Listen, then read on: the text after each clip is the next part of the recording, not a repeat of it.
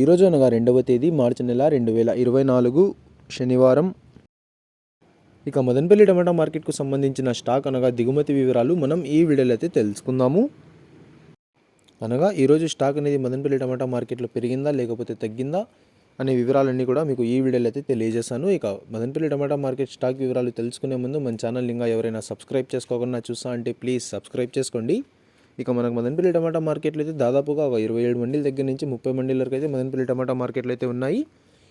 ఇప్పుడైతే అన్ని మండీలకి స్టాక్ అనేది రావడం లేదు, కొన్ని మండీలకు మాత్రమే స్టాక్ అనేది వస్తుంది.